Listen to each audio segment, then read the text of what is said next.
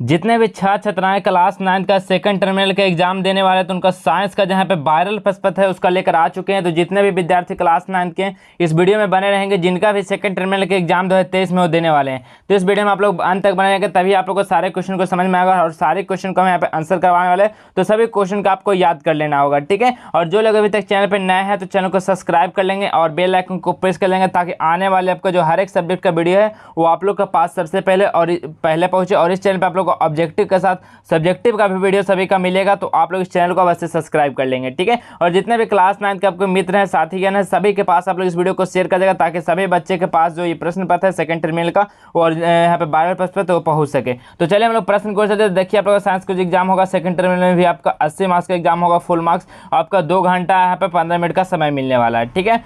यहाँ देखिए 2 घंटा 45 मिनट, ठीक है। यहाँ पे देख सकते हैं 2.5 और ये 15, 2 घंटा 45 मिनट का समय मिलेगा। तो यहाँ पे आप लोग दिया गया कि 1 से 48 तक आपका प्रश्न रहेगा, यानी 48 ऑब्जेक्टिव रहेगा साइंस में, जिसमें से आपका 40 प्रश्न का उत्तर दिखाना। तो चलिए हम सभी 40 प्रश्न का उत्तर देखने वाले हैं। साथ ही साथ आपको बताएंगे कि इसका जो PDF है वो आपको PDF कहाँ से मिलेगा और कैसे इसको डाउनलोड करना है। तो आप लोग वीडियो में बने रहिएगा, तभी आप लोग को सारी चीज़ों को समझ में आएगा। तो चलिए पहला प्रश्न हम लोग चलेंगे।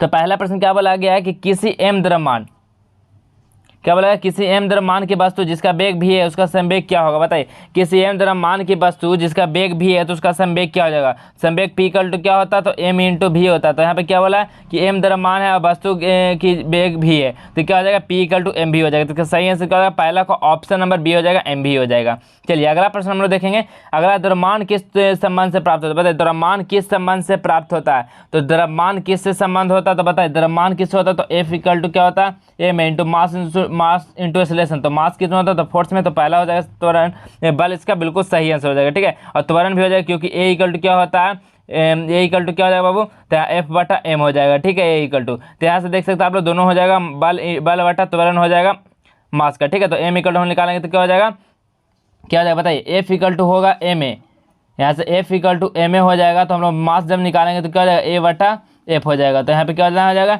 बल बटा त्वरण हो जाएगा। चलिए अगला क्या है, एक अचर बल 0.6 kg द्रव्यमान की एक पिंड 0.8 मीटर पर सेकंड स्क्वायर का त्वरण उत्पन्न करता है, तो बल का परिणाम क्या हो जाएगा, ठीक है। तो बल का परिणाम आप लोग से पूछा गया, तो तीसरा का सही आंसर क्या हो जाएगा, बल का परिणाम क्या हो जाएगा, तो क्या हो जाएगा बताइए, F इक्वल टू क्या होता है, मास इंटू एक्सेलरेशन। तो मास यहाँ पे भी आपको दिया गया 0.6 और एक्सेलरेशन भी दिया गया 0.08। इसको जब आप लोग गुणा करेंगे तो 0.048 आ जाएगा, और फोर्स का ऐसे मात्रक न्यूटन होता है, तो 0.048 हो जाएगा। तो ऑप्शन नंबर ए इसका करेक्ट आंसर हो जाएगा। अगला है, 1 न्यूटन किसके बराबर होता है, कमेंट कीजिए। 1 न्यूटन जो होता है ये किसके बराबर होता है बाबू, तो 1 न्यूटन जो होता है वो होता है 1 kg मीटर पर सेकेंड स्क्वायर, ठीक है। क्या होता है, 1 kg मीटर पर सेकेंड स्क्वायर होता है। तो ऑप्शन नंबर क्या हो जाएगा इसका, option number A correct answer हो जाएगा। अगला क्या है, 30 न्यूटन का कोई बल 5 kg की किसी वस्तु पर 2 सेकंड तक कार्य करता है, तो वस्तु का त्वरण क्या हो जाएगा। बताइए, यहाँ पे टाइम दिया गया और बल भी दिया गया, और यहाँ पे आप लोग को बता दिया गया, यहाँ पे फोर्स भी दिया गया। तो बताइए वस्तु का त्वरण क्या हो जाएगा। तो वस्तु का त्वरण क्या हो जाएगा बाबू, तो इससे आप लोग सॉल्व करें तो वस्तु का त्वरण हो जाएगा 25 मीटर पर सेकेंड स्क्वायर हो जाएगा। तो option number B correct answer हो जाएगा। अगला क्या है, किसी गतिशील पिंड का वेग आधा करने से उसका संवेग क्या हो जाएगा। क्या उसका P इक्वल टू क्या होता है, m इंटू भी होता है, लेकिन यहाँ क्या वाला वेग को हम लोग आधा कर देंगे, तो m बटा v/2 हो जाएगा। तो हम लोग निकालेंगे तो P इक्वल टू 1/2 हो जाएगा यहाँ पे, और m भी किसका होता है, P के बराबर। तो क्या हो जाएगा, P कहाँ कितना हो रहा है, तो आधा हो जाएगा यहाँ पे, तो आधा हो जाएगा। 6 का ऑप्शन नंबर है करेक्ट आंसर, आधा हो जाएगा। अगला प्रश्न है, न्यूटन किसका मात्रक है। बहुत ईजी और शानदार प्रश्न, न्यूटन किसका मात्रक होता है, तो बल का मात्रक न्यूटन होता है, ऑप्शन नंबर है करेक्ट हो जाएगा। अगला है, जड़त्व का गुण, जड़त्व का गुण क्या किस पर निर्भर होता है। बताइए जड़त्व क्या हो जाएगा, तो 8वां का सही आंसर क्या हो जाएगा, तो प्रत्येक वस्तु में होता है। जड़त्व किस में होता है, प्रत्येक वस्तु में होता है, ठीक है। तो option number A correct answer हो जाएगा, प्रत्येक वस्तु में। अगला क्या है, एक हवाई जहाज पृथ्वी के केंद्र से इसके दुगनी त्रिज्या की दूरी पर है, तो इसके गुरुत्वीय त्वरण का मान क्या हो जाएगा। बताइए, एक हवाई जहाज पृथ्वी के केंद्र से इसकी दुगनी त्रिज्या की दूरी पे है, तो इसका गुरुत्वीय त्वरण का मान क्या हो जाएगा। तो गुरुत्वीय त्वरण का मान कितना हो जाएगा, तो 4.9 मीटर पर सेकेंड स्क्वायर हो जाएगा, ऑप्शन नंबर सी करेक्ट हो जाएगा। अगला है, यदि किसी वस्तु का भार है 49 न्यूटन है, तो उसका द्रव्यमान क्या होगा। बताइए, यदि किसी वस्तु का जो भार है वो 49 न्यूटन है, तो उसका द्रव्यमान क्या हो जाएगा। तो उसका द्रव्यमान क्या हो जाएगा विद्यार्थी, वो 5 kg हो जाएगा, ऑप्शन नंबर भी 5 kg हो जाएगा। अगला क्या हो जाएगा, पृथ्वी के केंद्र पर 20 kg बालक का भार क्या हो जाएगा। पृथ्वी के केंद्र पर यदि वो 20 kg का बालक है तो उसका भार कितना हो जाएगा। आप लोग से वेट पूछा है, तो कितना हो जाएगा, तो इसका सही आंसर बताइए। 11 का सही आंसर क्या है, तो 11 का सही आंसर ऑप्शन नंबर है 0 हो जाएगा। पृथ्वी के भार, पृथ्वी के केंद्र पर उसका भार कितना हो जाएगा, 0 हो जाएगा। तो ऑप्शन नंबर 1 करेक्ट हो जाएगा। अगला, अंतरिक्ष से 60 केजी द्रव्यमान वाला मनुष्य का भार क्या होगा, बताइए। अंतरिक्ष से 60 केजी द्रव्यमान वाला मनुष्य का भार कितना होगा, तो मनुष्य का भार कितना हो जाएगा, तो 10 न्यूटन हो जाएगा। ऑप्शन नंबर 1 बिल्कुल करेक्ट आंसर होगा, 10 न्यूटन। अगला है पृथ्वी की त्रिज्या, पृथ्वी की त्रिज्या कितना होता है, तो याद रखिएगा 6.37 गुना 10⁻6 मीटर। ऑप्शन नंबर यहाँ पे option number D correct answer हो जाएगा। ठीक है, चलिए अगला प्रश्न हम लोग देखेंगे। अगला प्रश्न क्या है, न्यूटन के गुरुत्वाकर्षण नियम, बताइए न्यूटन के गुरुत्वाकर्षण के नियम क्या कहता है, बताइए न्यूटन के गुरुत्वाकर्षण का नियम क्या कहता है। तो यहाँ पे सत्य है लेकिन इसकी जांच नहीं हो सकती। क्या न्यूटन के गुरुत्वाकर्षण नियम क्या है, सत्य है लेकिन इसकी जांच नहीं हो सकती। तो ऑप्शन नंबर बी करेक्ट हो जाएगा। अगला क्या है, कोई पिंड 39.2 मीटर की ऊंचाई से मुक्त रूप से गिरने पर 2 सेकंड के बाद उसका वेग क्या होगा, बताइए। इतना हाइट दिया गया है, टाइम भी दिया गया आप लोग से, तो बताइए उसका वेग क्या हो जाएगा।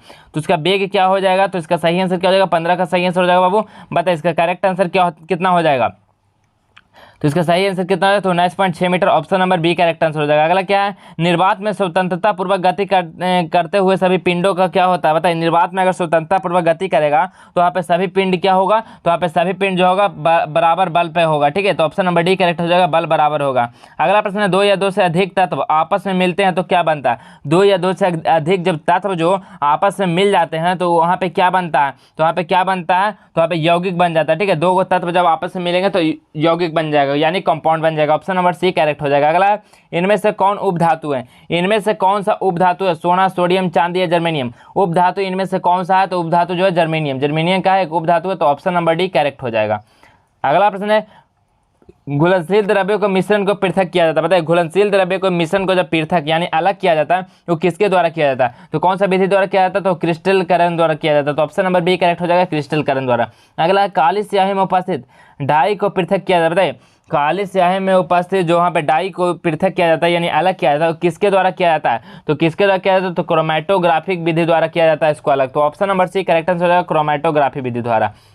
अगला प्रश्न है, 2 अघुलनशील द्रव्य को मिश्रण को पृथक किया जाता है, यानी 2 अघुलनशील यानी 2 को बिना घुलने वाला द्रव्य को जब मिश्रण को हम लोग को अलग अलग करना होता है तो कौन सा विधि अपनाते हैं, तो कौन सा विधि किया जाता है, तो वहाँ पर प्रभाजी आसन का उपयोग किया जाता है। तो ऑप्शन नंबर बी करेक्ट हो जाएगा, प्रभाजी आसन।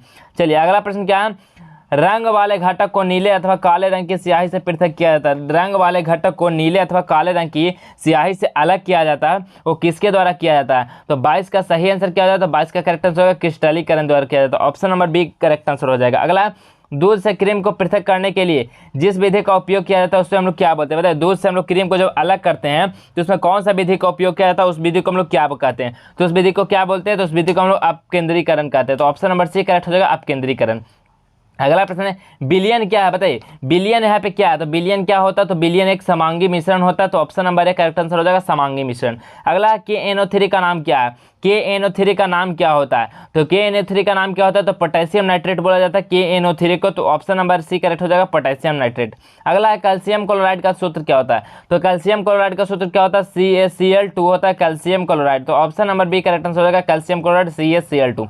अगला प्रश्न बोला गया, 34 ग्राम NH3 में इसके परमाणुओं की संख्या होगी। 34 ग्राम NH3 में इसके परमाणुओं की जो संख्या होगी वो कितनी हो जाएगी, तो हो गई 1 × 10⁻23 हो जाएगी। ऑप्शन नंबर सी करेक्ट हो जाएगा। अगला प्रश्न है, 1 ग्राम अणु CO2 बराबर होगा। 1 ग्राम अणु जो होगा CO2 कितने मोल के बराबर हो जाएगा, तो कितने मोल के बराबर हो जाएगा, तो 12 मोल CO2 के बराबर हो जाएगा। ऑप्शन नंबर बी करेक्ट हो जाएगा। अगला, 1 ग्राम परमाणु बराबर होगा। 1 ग्राम जो परमाणु यानी एटम होता है वो कितना के बराबर होता है, तो 1 ग्राम परमाणु कितना के बराबर होता है, तो वो 12 मोल कार्बन के बराबर होता है। Option number C correct answer हो जाएगा। ठीक है, तो चलिए नेक्स्ट प्रश्न और हम बढ़ने से पहले आप लोग हम बता देते हैं कि आप लोग जो इसका PDF है वो कहाँ से इसका PDF को आप लोग को डाउनलोड करना है और आप लोग को कैसे आसानी से डाउनलोड होगा, तो आप लोग ध्यानपूर्वक वीडियो में देखेंगे तभी आपसे डाउनलोड हो पाएगा। तो डाउनलोड करने के लिए देखिए, सबसे पहले आप लोग क्या करना, आपके पास अगर गूगल है तो गूगल खोलेंगे, क्रोम है तो क्रोम खोलेंगे और आप लोग को सर्च कर देना, क्या करना है, जस्ट एजुकेशन।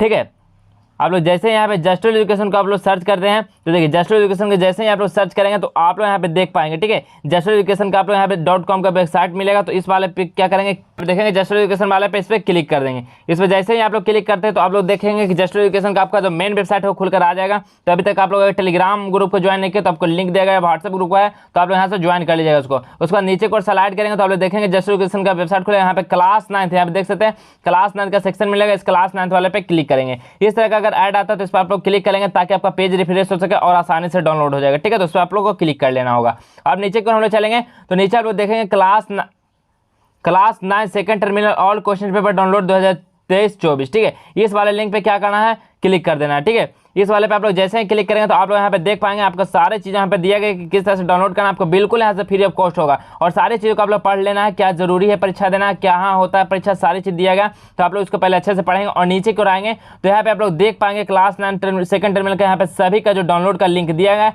इस वाले डाउनलोड वाले पे क्लिक करके आप लोग सभी जो वायरल प्रश्न है उसको डाउनलोड कर पाएंगे। ठीक है, और यहाँ से आपका सारे का आंसर भी मिल जाएगा। तो फटाफट जाइए और इस सभी प्रश्न को आप लोग डाउनलोड कर लीजिएगा और बिल्कुल याद कर लीजिए इस सब प्रश्न को। ठीक है, तो सभी को समझ में आ गया किस तरह से डाउनलोड करना। तो चलिए हम चलते हैं अगले प्रश्न की ओर।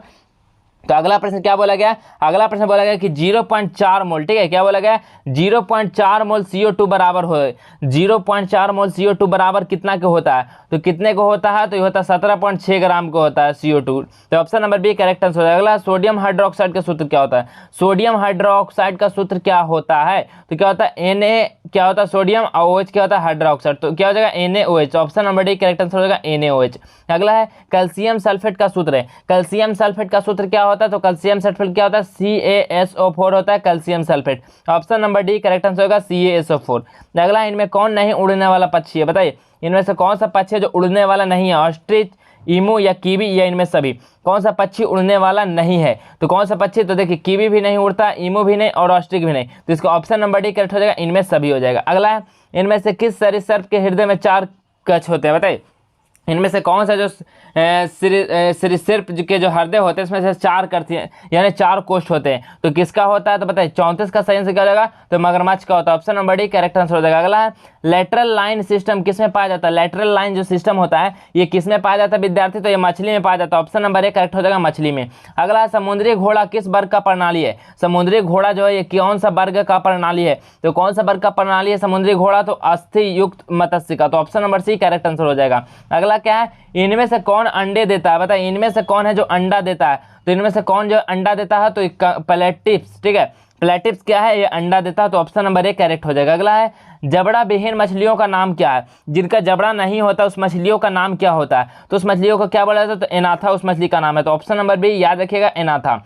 अगला क्या है वर्गीकरण की इकाई क्या है, वर्गीकरण की इकाई क्या होती है, तो वर्गीकरण की इकाई स्पेसीज होती है, species. Option number A correct हो जाएगा। अगला क्या है इनमें से कौन क्रिप्टोगैमी कहलाता है, बताइए इनमें से कौन है जो क्रिप्टोगैमी कहलाता है, तो कौन है इसमें से क्रिप्टोगैमी कहलाता है, तो 40 का सही आंसर क्या हो जाएगा, ऑप्शन नंबर डी इनमें सभी हो जाएगा। क्यों हो जाएगा, क्योंकि थैलेटोफाइटा को बोलते हैं, ब्रायोफाइटा को बोलते हैं और टेरिडोफाइटा को कहा जाता है क्रिप्टोगैमी। ठीक है, तो ऑप्शन नंबर डी करेक्ट हो जाएगा, इनमें सभी हो जाएगा। ठीक है, याद रखिएगा। अगला क्या है मक्खियाँ किस रोग के प्रसार में सहायक है, बताइए मक्खियाँ जो है किस रोग के प्रसार में सहायक होता है, तो किस रोग में होता है, तो हो जाएगा मलेरिया में। Option number A correct answer हो जाएगा मलेरिया में। तो देखिए आप लोग का 40 प्रश्न का आंसर देना, लेकिन हम सभी का आंसर बताते हैं ताकि आप लोगों को कोई प्रश्न याद नहीं रहे, तो आप लोग दूसरे प्रश्न को भी करके आएंगे। ठीक है, अगला क्या है एंटीबायोटिक नामक दवाई किसके खिलाफ काम करती है, बताइए एंटीबायोटिक्स जो नामक दवाई है ये किसके खिलाफ काम करती है, तो किसके खिलाफ काम करती है, तो इस जीवाणु के खिलाफ काम करती है। ऑप्शन नंबर ए करेक्ट हो जाएगा। अगला इनमें से किन्हीं फादर ऑफ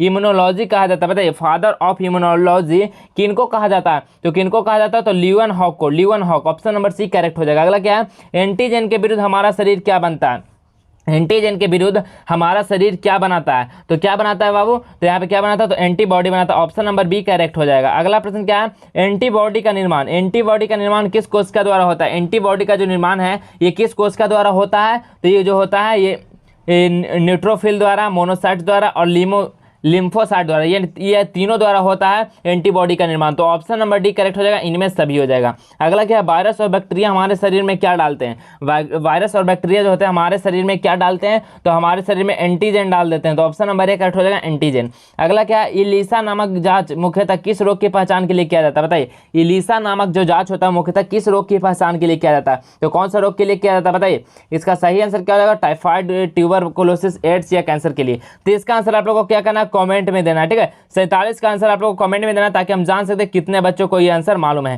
तो इसका आंसर आप लोग को कमेंट में देना 47 नंबर का। चलिए 48 नंबर देखते हैं, इनमें से कौन वायरस उत्पन्न रोग नहीं है, बताएं इनमें से कौन है जो वायरस से उत्पन्न रोग नहीं है। रेबीज, मम्पस, टाइफाइड या चिकन पॉक्स, कौन सा इसमें रोग है जो वायरस से उत्पन्न नहीं होता। तो क्या हो जाएगा, रेबीज क्या है, तो रेबीज ये आप लोग का वायरस से नहीं होता बल्कि ये कुत्ता काटने से होता है, ठीक है। तो ऑप्शन नंबर 1 करेक्ट हो जाएगा। तो देख सकते हैं आप लोग इसी प्रकार आप लोग इस पीडीएफ में आप लोग जो सब्जेक्टिव है, सब्जेक्टिव प्रश्न को भी दिया गया लघुत्तरीय सभी को। तो आप लोग फटाफट जाइए सभी पीडीएफ को आप लोग डाउनलोड कर लीजिएगा और आपको इसका जो सब्जेक्टिव है, सब्जेक्टिव का भी आंसर मिलेगा, ठीक है। सब्जेक्टिव का भी आंसर मिलेगा, तो आप लोग उस वीडियो को भी आप लोग जरूर देखेंगे। आपको इसी प्रकार का प्रश्न आपका सेकंड टर्मिनल का एग्जाम में रहने वाला है। तो जितने भी क्लास 9 के विद्यार्थी हैं सभी के पास शेयर कर दीजिएगा। इसी प्रकार आपको नेक्स्ट वीडियो भी आएगा, तो आप लोग चैनल को सब्सक्राइब करके जरूर रख लीजिएगा और वीडियो अच्छा लगे तो वीडियो को लाइक कर दीजिएगा। तो चलिए हम इसी प्रकार मिलेंगे आप लोग को नेक्स्ट और नए वीडियो में। तब तक के लिए इतना ही। जय हिंद, वंदे मातरम।